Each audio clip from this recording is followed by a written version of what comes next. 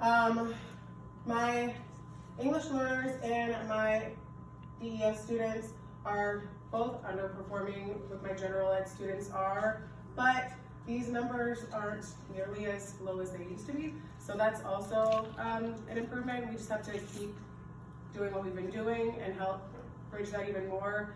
I'm hoping that with my English learners, because we're getting some new resources from the district that have some more like, I don't know, bilingual, it's not an anatomy Spanish dictionary, but it was something that was like scientific that's coming in with some of my resources. So I'm hoping that that might be a good tool, and I might be able to use pages of it like during assessments or whatever. Based on standards, muscle was the hardest, which we see every year. I think the sarcomere setup and like the actin and the myosin, all of that, it just gets a little bit too vocabulary intensive.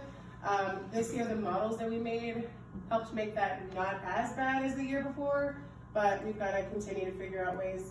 And if we look, the 4 out of 5 most missed questions are muscles, which again makes sense. Which structure within a muscle fiber is made entirely out of myofibrils? And then I translate that into regular terms, which is muscle proteins, the proteins that make up our muscles. And they're saying cell jelly instead of the cell skeleton, which I don't know, that one hurts a little bit. But when we do our introduction to cells in the beginning of the year, I think we'll play up the root words, the plasm, the plasma, because everything that we ever talk about, our blood plasma or whatever, is gonna be some fluid, and maybe we'll be able to nip that in the bud. So question, Ms. Resnick, go back to that, please.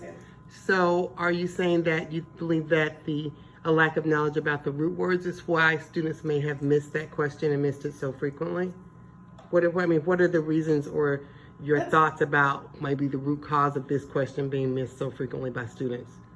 That to me is it, because I try to break things down into root words as much as possible, because I feel like worst case scenario, you can translate the question and then take your best guess. So I try to emphasize root words, and to me, that has to be it, because we talk about cytoplasm and we talk about how muscle cells are special and they have these sarco root words, but it's still cytoplasm. Actions that I want to take looking forward to next semester.